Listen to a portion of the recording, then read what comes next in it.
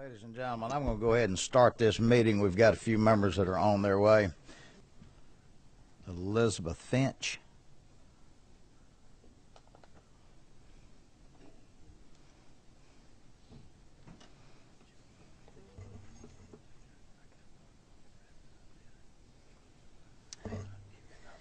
Mr. Chairman and distinguished committee, I come before you today first and foremost as a woman.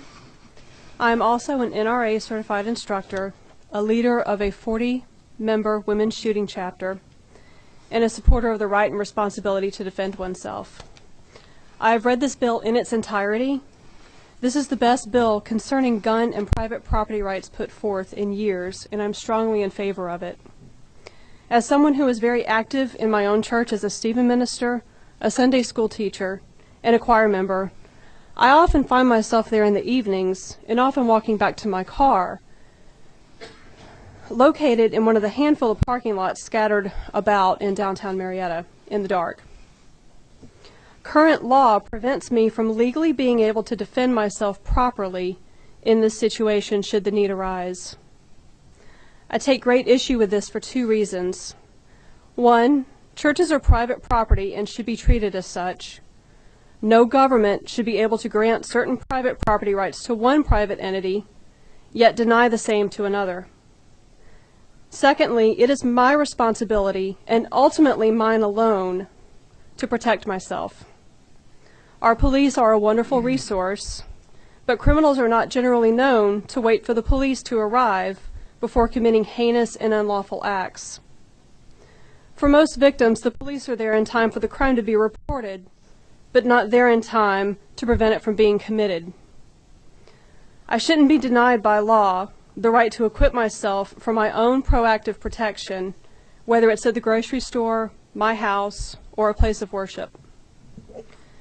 Victims are not allowed the opportunity to know when or where they may be victimized.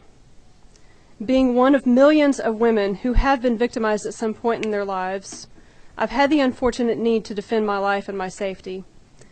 In 1999, I found myself being chased by my ex-husband with an asp baton like many police carry.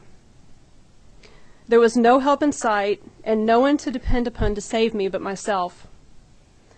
I felt 100% certain that my life was in jeopardy at that moment. Thinking quickly, I drew my carry gun at that time from my purse and ordered him to not take another step toward me. That day, I was able to defend myself and deter him from the harm he intended to inflict upon me without firing a single shot. Had I not been properly equipped, I feel very confident in saying that I would not be alive today. As a woman, it's important to me to feel safe, secure, and equipped with the ability to defend myself. As a citizen and a Second Amendment supporter, freedom, liberty, and rights are very dear to my heart. The more limitations there are on where I am permitted to be lawfully armed, the less safe, secure, and equipped I am, and the more my liberty and rights are infringed upon.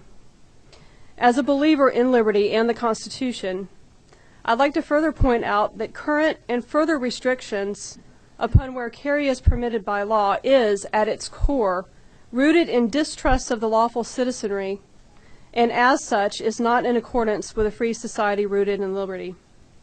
I implore you, as both a woman and a citizen, to support and favor this bill. Thank you for your consideration. Thank you, Ms. Finch. Any questions from any of the committee members?